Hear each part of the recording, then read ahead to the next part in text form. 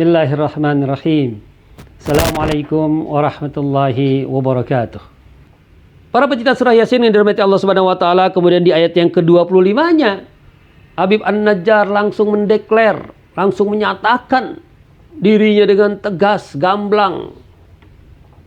Inni amantu bi rabbikum fasma'un.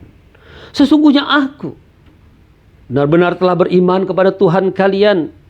Fasma'un, maka dengarkanlah, camkanlah, perhatikanlah. Ini juga merupakan satu atensi yang serius dari Habib An-Najjar kepada kaumnya. Nah, melihat dari redaksi kalimat yang disebutkan oleh Habib An-Najjar, maka dalam tafsir dijelaskan bahwa pengertian birabbikum fasma'un, sungguhnya aku telah beriman kepada Tuhan kalian, maka dengarkanlah.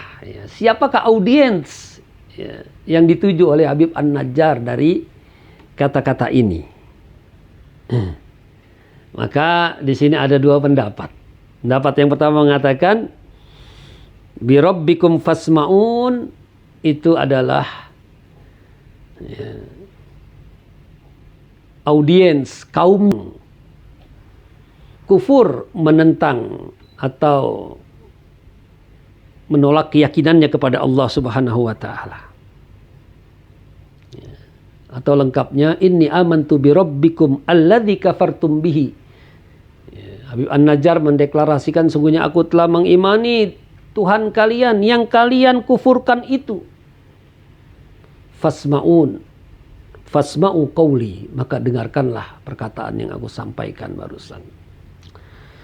Atau yang kedua, audiensnya adalah kepada para rasul yang sudah diutus oleh Allah Subhanahu wa taala, yang jumlahnya 3 orang tersebut yang nyaris dibunuh oleh kaumnya, dan Habib An-Najjar pasang badan untuk membela mereka semua, seolah juga berkata kepada mereka, inni amantu bi rabbikum fasma'un. Sungguhnya aku mengimani Tuhan kalian, maka dengarkanlah.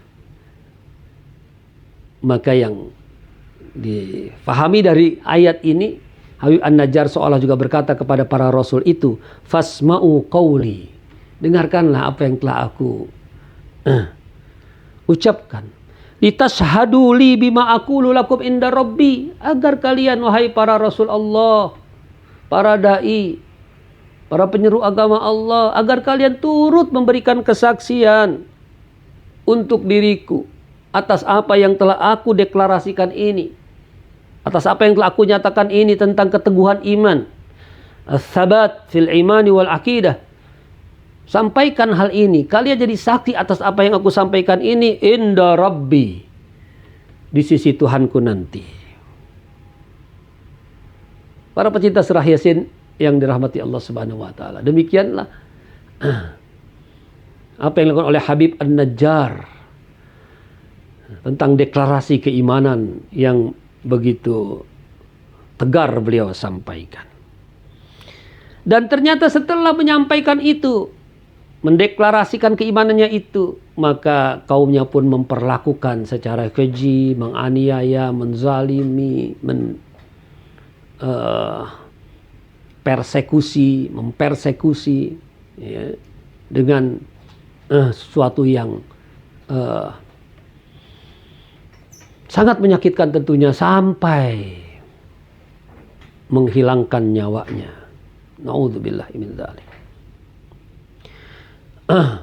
Bagaimana kesudahan akhir kehidupan Habib An-Najjar ini? Kata Imam Qatadah, ja'alu yarjumunahu bil hijara. Tragis kehidupan Habib An-Najjar. Dia kemudian gugur syahid dengan dilempari bebatuan oleh kaumnya. Namun Ibnu Mas'ud radhiyallahu an mendapatkan lagi satu informasi mengenai akhir tragis kehidupan Habib An-Najjar ini. Kata Ibnu Mas'ud, wa ta'uhu bi arjulihim min hatta kharaja qasabuhu min duburihi. Mereka kaumnya itu menginjak-injak Habib An-Najjar dengan kaki-kaki mereka sampai kemudian keluar dari duburnya, isi perutnya, sampai beliau gugur syahid. Akan tetapi ada lagi Al-Hasan rahimahullah memberikan pandangan tentang akhir kesudahan dari Habib An-Najjar ini adalah bahwa Habib An-Najjar rafa'ahullahu ilas sama. Ketika detik-detik terakhir akan dibunuh oleh kaumnya, Allah langsung mengangkatnya ke atas langit. Sehingga dia tidak merasakan pada hakikatnya apa yang diperlakukan oleh kaumnya tersebut. Para pecinta surah Yasin yang dirahmati Allah Subhanahu wa ta'ala. Nah, setelah mendeklarasikan itu, maka ganjaran yang diperoleh oleh Habib An-Najjar dari Tuhannya Allah Subhanahu wa ta'ala adalah satu penghormatan, ikram, satu karamah, satu kemuliaan yang diberikan kepada Habib An-Najjar. Maka tiba-tiba terdengarlah seruan kepadanya, qila dkhulil jannah. Katakan seruan ini saat-saat kematiannya, inda mautihi. Dikatakan pada saat-saat kematiannya, udkhulil jannah. Masuklah engkau wahai Habib An-Najjar ke dalam surga. Dalam tafsir disebutkan dakhalaha hayyan. Masuknya dalam keadaan hidup. Tapi dalam tafsir yang lain disebutkan bahwa qila dkhulil jannah. Ini maknanya bukan masuk ke dalam surga, tapi wajabat lakal jannah. Bahwa engkau pasti akan mendapatkan balasan surga. Karena memasuki surga yang sebenarnya itu nanti akan terjadi ba'dal ba'ats. Setelah seluruh manusia dibangkitkan dari alam kuburnya, menghadapi alam mahsyar dan menghadapi yaumul hisab, maka disitulah hanya dua kemungkinan, apakah seorang mendapatkan balasan surga atau neraka. Para pecinta surah Yasin yang dirahmati Allah Subhanahu wa ta'ala. Imam Ibnu Katsir rahimahullah dalam tafsirnya cenderung berpendapat bahwa kalimat qila dkhulil jannah, kata Imam Ibnu Katsir, ini mengambil zahir dari ayatnya. Az-zahir minal ayah, zahir dari ayatnya memang kata-katanya adalah perintah untuk masuk ke dalam surga.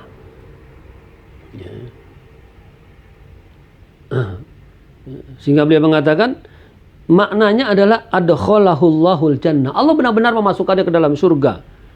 Wa huwa fiha hayyun yurzaq, dan di dalamnya dia hidup dan diberikan rizki oleh Allah Subhanahu wa taala. Kemudian Imam Ibnu Katsir menguatkan dengan satu ayat dalam surat Ali Imran ayat 169. Wala tahsabannal ladzina qutilu fi sabilillahi amwata bal ahya'un 'inda rabbihim yurzaqun.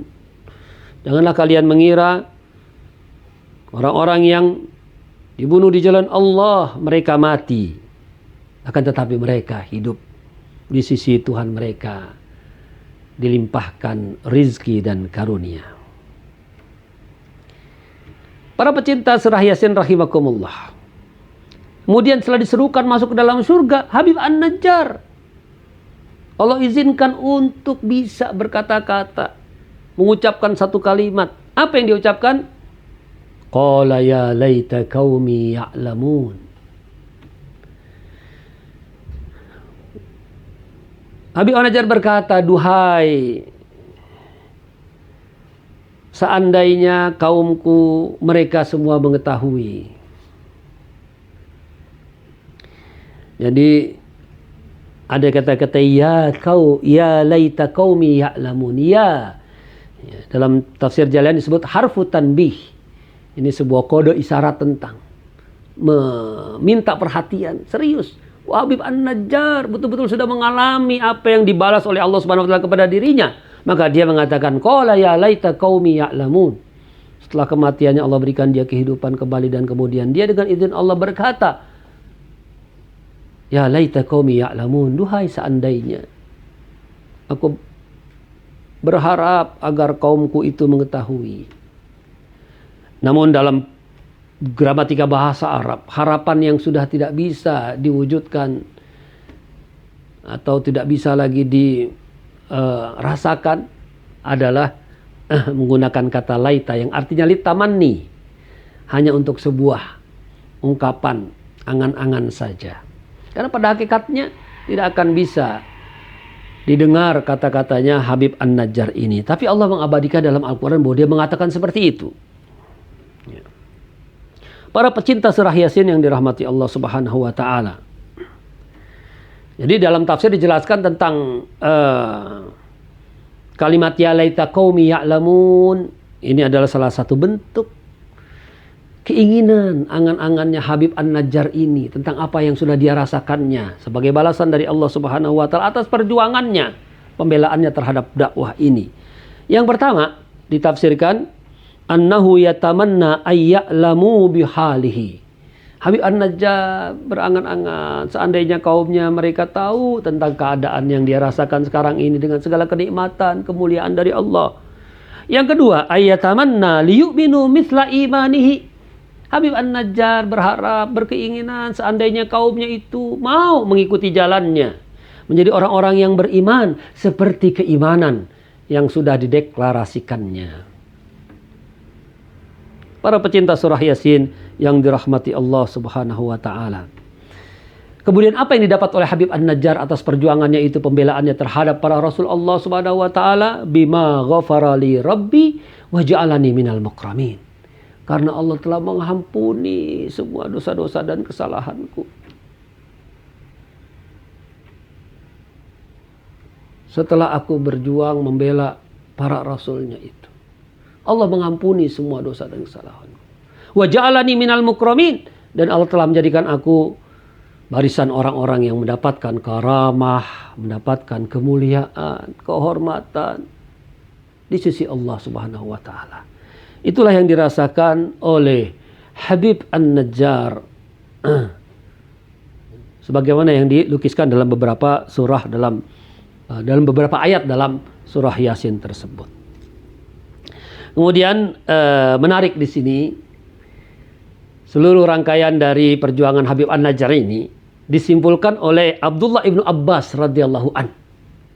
Ya, kata Ibnu Abbas bahwa Habib An-Najjar itu luar biasa. Ibnu Abbas mengatakan, nasoha qaumahu hayyan wa mautan. Habib An-Najjar adalah sosok seorang dai, pejuang dakwah yang tidak hanya menasehati kaumnya, memperingatkan kaumnya saat dia masih hidup, tapi saat dia sudah wafat, sudah meninggal dunia, sudah mati, dia tetap masih memberikan nasihat kepada kaumnya dengan kata-katanya yang tadi itu. Qala ya laita qaumi ya'lamun bima ghafara li rabbi wa ja'alani minal mukramin. Itulah nasihat Habib An-Najjar. Subhanallahil azim. Mudah-mudahan kita bisa mengambil hikmah nasihat pelajaran dari surah Yasin ayat 20 sampai ayat 27. Para pecinta surah Yasin yang dirahmati Allah Subhanahu wa taala, ya, inilah satu episode, satu paragraf alinea dalam surah Yasin yang dapat dibahas. Insyaallah kita lanjutkan pada episode dan paragraf serta alinea berikutnya. Sekian aku qouli hadza wa astaghfirullahaladzim li wa lakum billahi taufiq wal hidayah. Allahumma waffiq li aqwamit thariq. Assalamualaikum warahmatullahi wabarakatuh.